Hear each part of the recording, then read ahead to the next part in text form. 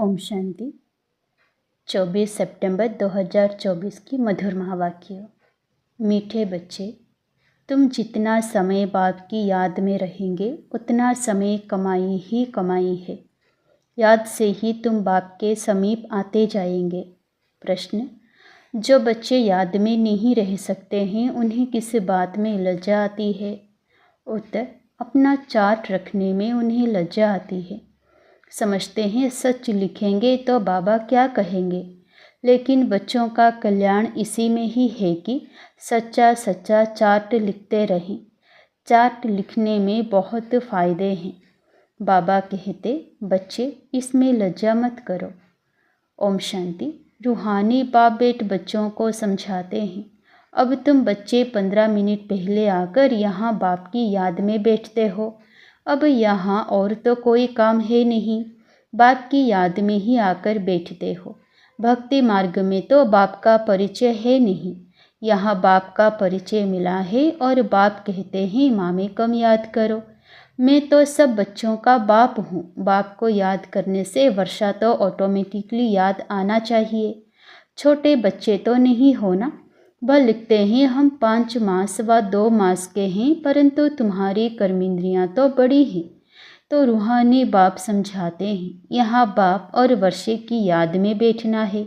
जानते हो हम नर से नारायण बनने के पुरुषार्थ में तत्पर हैं, वह स्वर्ग में जाने के लिए पुरुषार्थ कर रहे हैं। तो यह बच्चों को नोट करना चाहिए। हमने यहाँ बैठे बैठे कितना समय याद किया। लिखने से बाप समझ जाएंगे। ऐसे नहीं कि बाप को मालूम पड़ता है हर एक कितना समय याद में रहते हैं। वह तो हर एक अपने चार्ट से समझ सकते हैं। बाप की याद थी या बुद्धि कहाँ और तरफ चली गई, यह भी बुद्धि में है। अभी बाबा आएंगे तो यह भी याद ठहरी ना। कितना समय याद किया वह चार्ट में सच लिखेंगे। झूठ लिखने से तो और ही 100 गुना पाप चढ़ेगा और ही नुकसान हो जाएगा। इसलिए सच लिखना है। जितना याद करेंगे उतना विकर्म विनाश होंगे। और यह भी जानते हो हम नज़दीक आते जाते हैं। आखिरी जब याद पूरी हो जाएगी तो हम फिर बाबा के पास चले जाएंगे। फिर कोई तो झट नई दुनिया में आकर पाठ बजाएंगे, कोई वहाँ ही बैठे रहेंगे। वहाँ कोई संकल्प तो आएगा नहीं। वह है ही मुक्ति धाम, दुख सुख से न्यारे।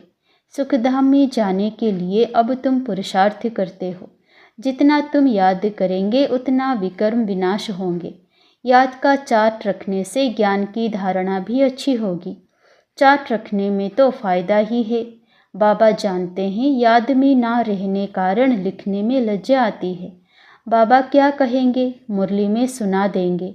बाप कहते हैं इसमें लज्जा की क्या बात है।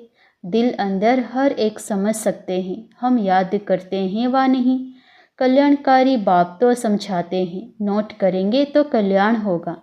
जब तक बाबा आए उतना समय जो बैठे उसमें याद का चार्ट कितना रहा, फ़र्क देखना चाहिए। प्यारी चीज़ को तो बहुत याद किया जाता है। कुमार कुमारी की सगाई होती है तो दिल में 1-2 की याद ठहर जाती है, फिर शादी होने से पक्की हो जाती है। बिगर देखे समझ जाते हैं हमारी सगाई हुई है। अभी तुम बच्चे जानते हो कि शिव बाबा हमारा बेहद का बाप है। भल देखा नहीं है परंतु बुद्धि से समझ सकते हो। वह बाप अगर नाम रूप से न्यारा है तो फिर पूजा किसकी करते हो, याद क्यों करते हो? नाम रूप से न्यारी बेअंत तो कोई चीज़ होती नहीं।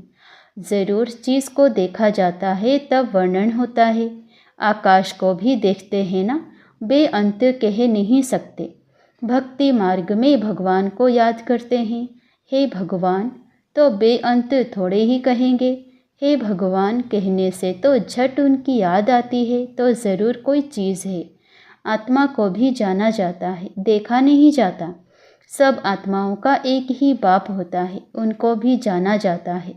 तुम बच्चे जानते हो बाप आकर पढ़ाते भी हैं।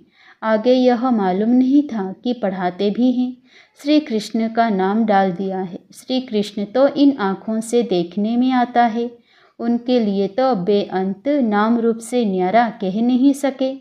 श्री कृष्ण तो कभी कहेंगे नहीं माँ में कम याद करो, वह तो सम्मुख है, उनको बाबा भी नहीं कहेंगे। माताएं तो श्री कृष्ण को बच्चा समझ गोद में बिठाती हैं। जन्माष्टमी पर छोटे श्री कृष्ण को झुलाएंगे, क्या सदैव छोटा ही है? फिर रास विलास भी करते हैं तो ज़रूर थोड़ा बड़ा हुआ, फिर उनसे बड़ा हुआ, वह क्या हुआ, कहाँ गया, किसको भी पता नहीं। सदैव छोटा शरीर तो नहीं होगा ना, कुछ भी ख्याल नहीं करते हैं। यह पूजा आदि की रस्म चली आती है, ज्ञान तो कोई में है नहीं। दिखाते हैं श्री कृष्ण ने कंसपुरी में जन्म लिया, अब कंसपुरी की तो बात ही नहीं, कोई का भी विचार नहीं चलता। भक्त लोग तो कहेंगे श्री कृष्ण हजीरा हजूर है, फिर उनको स्नान भी कराते हैं, खिलाते भी हैं। अब वह खाता तो नहीं, रखते हैं मूर्ति के सामने और खुद खा लेते हैं। यह भी भक्ति मार्ग हुआ ना। श्रीनाथ जी पर इतना भोग लगाते हैं, वह तो खाता नहीं, खुद खा जाते हैं। देवियों की पूजा में भी ऐसे करते हैं, खुद ही देवियाँ बनाते हैं, उनकी पूजा आदि कर फिर डुबो देते हैं। जेवरात आदि उतार कर डुबोते हैं, फिर वहाँ तो बहुत रहते हैं, जिसको जो हाथ में आया वो उठा लेते हैं। देवियों की ही जास्ती पूजा होती है। लक्ष्मी और दुर्गा दोनों की मूर्तियाँ बनाते हैं। बड़ी मम्मा भी यहाँ बैठी है ना, जिसको ब्रह्मपुत्रा भी कहते हैं। समझेंगे ना कि इस जन्म और भविष्य के रूप की पूजा कर रहे हैं। कितना वंडरफुल ड्रामा है। ऐसी ऐसी बातें शास्त्रों में आ ना सके। यह है प्रैक्टिकल एक्टिविटी। तुम बच्चों को अब ज्ञान है, समझते हो सबसे जास्ती चित्र बनाए हैं आत्माओं के।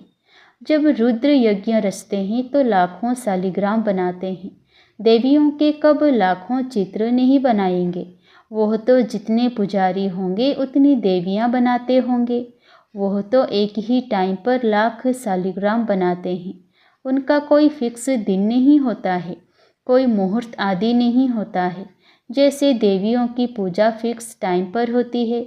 सेठ लोगों को तो जब ख्याल में आएगा कि रुद्र या शालिग्राम रचें तो ब्राह्मण बुलाएंगे। रुद्र कहा जाता है एक बाप को, फिर उनके साथ ढेर शालिग्राम बनाते हैं। वो सेठ लोग कहते हैं इतने शालिग्राम बनाओ। उनकी तिथि तारीख कोई मुकर्रर नहीं होती।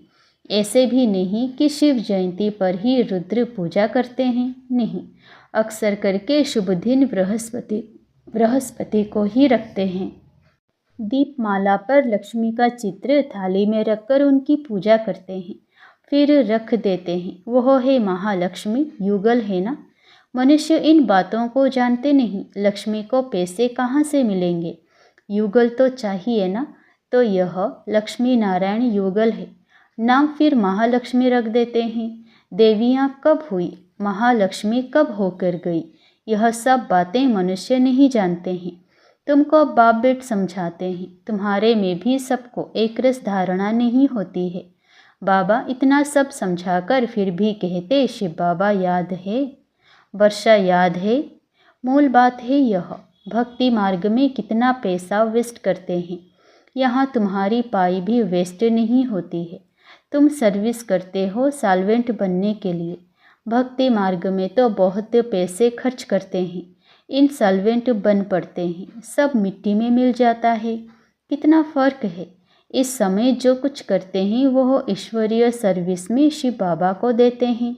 शिव बाबा तो खाते नहीं है, खाते तुम हो। तुम ब्राह्मण बीच में ट्रस्टी हो, ब्रह्मा को नहीं देते हो, तुम शिव बाबा को देते हो। कहते हैं बाबा आपके लिए धोती कमीज़ लाई है। बाबा कहते हैं इनको देने से तुम्हारा कुछ भी जमा नहीं होगा। जमा वह होता है जो तुम शिव बाबा को याद कर इनको देते हो। फिर यह तो समझते हो ब्राह्मण शिव बाबा के खजाने से ही पलते हैं। बाबा से पूछने की दरकार नहीं है कि क्या भेजूं, यह तो लेंगे नहीं, तुम्हारा जमा ही नहीं होगा। अगर ब्रह्मा को याद किया तो ब्रह्मा को तो लेना है शिव बाबा के खजाने से, तो शिव बाबा ही याद पड़ेगा। तुम्हारी चीज़ क्यों लेवें, बिक्के को देना भी रोंग है। बाबा ने समझाया है तुम कोई से भी चीज़ लेकर पहनेंगे तो उनकी याद आती रहेगी। कोई हल्की चीज़ है तो उनकी बात नहीं, अच्छी चीज़ तो और ही याद दिलाएगी। फलाने ने यह दिया है, उनका कुछ जमा तो होता नहीं, तो घाटा पड़ा ना। शिव बाबा कहते हैं मामे कम याद करो, मुझे कपड़े आदि की दरकार नहीं, कपड़े आदि बच्चों को चाहिए, वह शिव बाबा के खजाने से पहनेंगे, मुझे तो अपना शरीर है नहीं, यह तो शिव बाबा के खजाने से लेने के हकदार हैं, राजाई के भी हकदार हैं। बाप के घर में ही बच्चे खाते पीते हैं ना, तुम भी सर्विस करते कमाई करते रहते हो, जितनी सर्विस बहुत उतनी बहुत कमाई होगी। खाएंगे पिएंगे शिव बाबा के भंडारे से, उनको नहीं देंगे तो जमा ही नहीं होगा, शिव बाबा को ही देना होता है। बाबा आपसे भविष्य 21 जन्मों के लिए पद्मा पदम पति बनेंगे, पैसे तो खत्म हो जाएंगे, इसीलिए समर्थ को हम दे देते हैं। बाप समर्थ है ना, 21 जन्मों के लिए वह देते हैं। इनडायरेक्ट भी ईश्वर अर्थ देते हैं ना, इनडायरेक्ट में इतना समर्थ नहीं है, अभी तो बहुत समर्थ है क्योंकि सम्मुख है। वर्ल्ड ऑलमाइटी अथॉरिटी इस समय के लिए है। ईश्वर अर्थ कुछ दान पुण्य करते हैं तो अल्प काल के लिए कुछ मिल जाता है। यहाँ तो बाप तुमको समझाते हैं, मैं सम्मुख हूँ, मैं ही देने वाला हूँ। इसने भी शिव बाबा को सब कुछ देकर सारे विश्व की बादशाही ले ली ना, यह भी जानते हो। इस वक्त का ही अव्यक्त रूप में साक्षात्कार होता है। इनमें शिव बाबा आकर बच्चों से बात करते हैं। कभी भी यह ख्याल नहीं करना चाहिए हम मनुष्य से लेवें, बोलो शिव बाबा के भंडारे में भेज दो, इनको देने से तो कुछ नहीं मिलेगा और ही घाटा पड़ जाएगा। गरीब होंगे करके 3-4 रुपए की कोई चीज़ तुमको देंगे, इनसे तो शिव बाबा के भंडारे में डालने से पद्म हो जाएगा। अपने को घाटा थोड़े ही डालना है। पूजा अक्सर देवियों की ही होती है, क्योंकि तुम देवियां ही खास निमित्त बनती हो ज्ञान देने के। भल गोप भी समझाते हैं, परंतु अक्सर करके तो माताएं ही ब्राह्मणी बन रास्ता बताती है, इसीलिए देवियों का नाम जास्ती है। देवियों की बहुत पूजा होती है, यह भी तुम बच्चे समझते हो। आधा कल्प हम पूज्य थे, पहले ही फूल पूज्य, फिर सेमी पूज्य, क्योंकि 2 कला कम हो जाती है। राम की डिनाइस्टी कहेंगे त्रेता में, वह तो लाखों वर्षों की बात कह देते हैं, तो उनका कोई हिसाब ही नहीं हो सकता। भक्ति मार्ग वालों की बुद्धि में और तुम्हारी बुद्धि में कितना रात दिन का फर्क है। तुम हो ईश्वरीय बुद्धि, वह है रावण की बुद्धि। तुम्हारी बुद्धि में है कि यह सारा चक्र ही 5000 वर्ष का है, जो फिरता रहता है। जो रात में है वह कहते हैं लाखों वर्ष, जो दिन में है वह कहते 5000 वर्ष। आधा कल्प भक्ति मार्ग में तुमने असत्य बातें सुनी है। सतयुग में ऐसी बातें होती ही नहीं, वहाँ तो वर्षा मिलता है। अब तुमको डायरेक्ट मत मिलती है।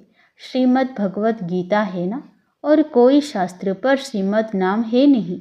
हर 5000 वर्ष बाद यह पुरुषोत्तम संगम युग गीता का युग आता है।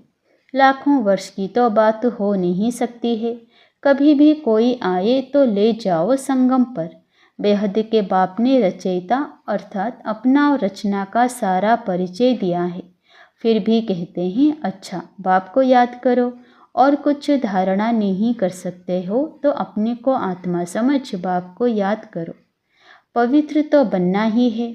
बाप से वर्षा लेते हो तो देवी गुण भी धारण करने हैं।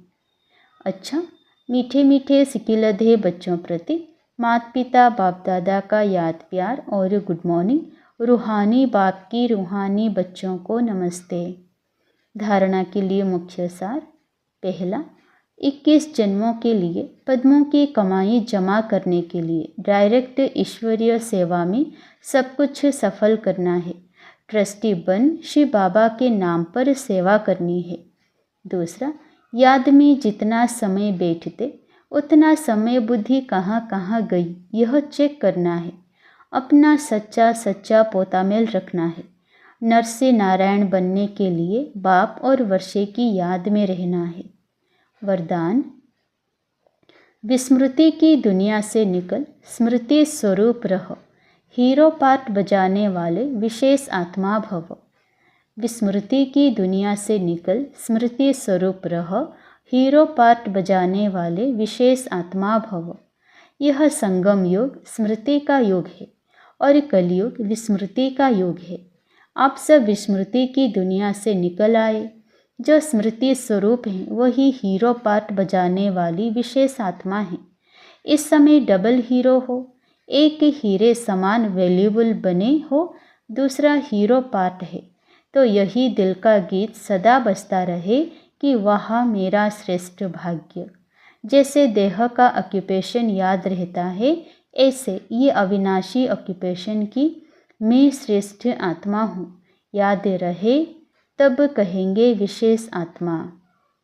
स्लोगन: हिम्मत का पहला कदम आगे बढ़ाओ तो बाप की संपूर्ण मदद मिलेगी। हिम्मत का पहला कदम आगे बढ़ाओ तो बाप की संपूर्ण मदद मिलेगी। ओम शांति।